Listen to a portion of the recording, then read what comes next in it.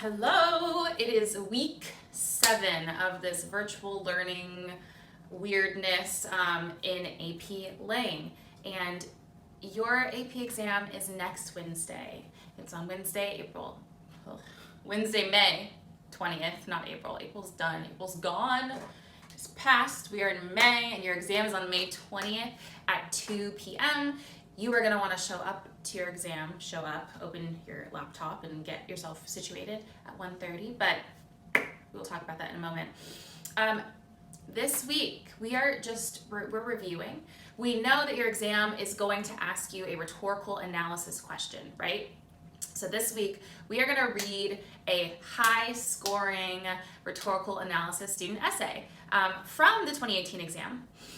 And you're going to read that, and you are going to do a little breakdown. You're going to be like, this is their thesis. These are the devices that they're talking about. Here are the quotes and evidence they're using. Here's where they sound really sophisticated. We are going to read awesome high-scoring student sample essays just so we get really clear on what that looks like. I am a really strong believer that reading leads to better writing, and the only way you build your vocabulary, and I've said it a million times to you guys, but the best way you can build your vocabulary and build the bank of wonderful sentences and sentence structures and prose is by reading. And so as we are right up against this exam, we're gonna read what the AP readers or graders consider a really high scoring essay. Obviously, all of you have such wonderful voices when you're writing, and you have such unique things to say. And for this exam in particular, there's a format, right, that we've really been working on. And so in other situations, like maybe next year in English class, we're gonna explore all these different types of writing and creative nonfiction and ways that you can really exercise your writing voice. But for this exam in particular, we are writing a rhetorical analysis. So we're gonna read what that looks like in its best form according to the College Board. And that's what we're doing this week. So, I'm sorry, one moment. Norman.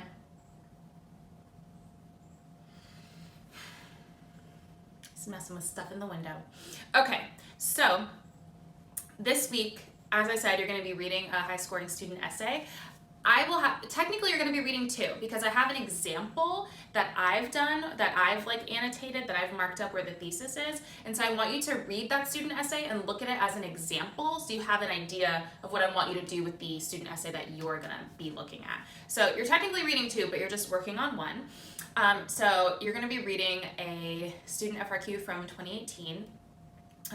It's a speech that was given by Madeleine Albright, and you are going to read the source text, so the actual speech. You're going to read the commentary, which is what the College Board publishes and gives us access to, which explains why they made such a good score. And then you're going to read the student essay and figure out the thesis and all of that fun stuff, all the really critical components of a great rhetorical analysis. That is all that this week is, because, as I said, as we get to the exam, I think the best way for us to just let it sink in and not stress ourselves out is to read what that looks like. If you want to write another rhetorical analysis, reach out to me. I will grab you a prompt 100%. But really, I mean, we did a lot of writing this quarter, more writing than we done in past quarters. And I feel really good about you guys doing well on this exam. And I think that reading a high scoring essay is a really good way to go to reinforce that, but also not overstress your brain and your writing abilities, because you might feel it a little bit more next week when you do the exam. So go ahead, read that essay, annotate it, and your quiz this week involves you going to the AP College Board website, and actually I have a link in the lesson below. Go to the College Board website and do the AP exam demo. I did the demo. It should take you, you guys might figure out how to get through it quicker, but when I did it, at one point it just I had to run out the timer. So at most it'll take you 15 minutes, not of actively doing it, but there's a timer, and it doesn't seem like there's a way to pass the timer, even though it's just a practice demo.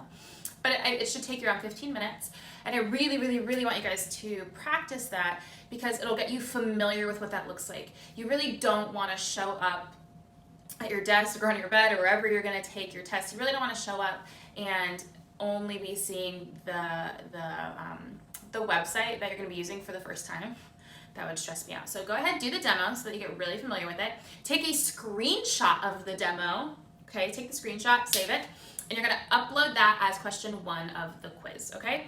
Question 2 of the quiz, which is also a point, is your AP exam day checklist. And I also have that linked in the lesson below. And that checklist is gonna ask you to write down the name and the date and the time of your test.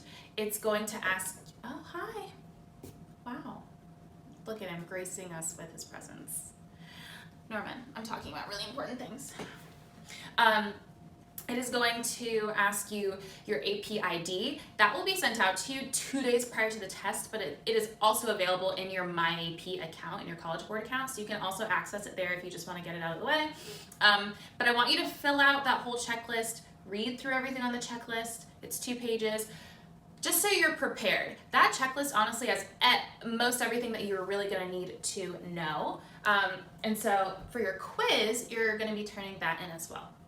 That is all that this week is, okay? When we get together in our classes on Monday and Thursday, we will talk more in detail about the AP exam.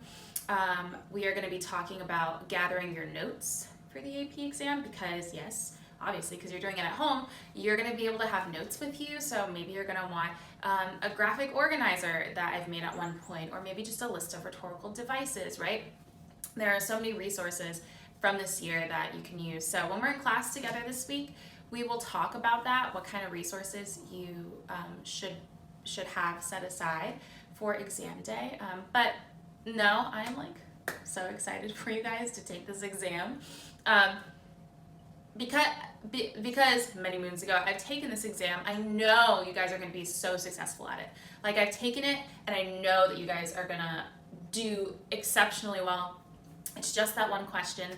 You have 50 minutes total. They suggest that you save like the first 5 minutes and the last 5 minutes for like submitting and getting yourself set up. So yeah, so go ahead, take this week, really dig into that student essay, really think about what it means to write a good rhetorical analysis according to the College Board standards, and really rip it apart and figure out what they're doing well. And ask yourself, have I been doing that when I write FRQs? If I haven't been doing that, have I been doing most of it? Am I just missing one part of it? Am I missing a lot of that? Can I just pick a couple of things to do better when I write my FRQ for the test, right? So yeah, that is really all you're going to be doing this week. Again, reach out to me if you have any questions at all. You can reach me on the Google Voice number. You can come to our sessions. You can reach me by email. All of that jazz. Okay? Have a wonderful week. I hope I see all of you. Seriously, I really hope I see all of you at one point during this week, whether it's in my advisement or whether it's in our group call Mondays and Thursdays at 11.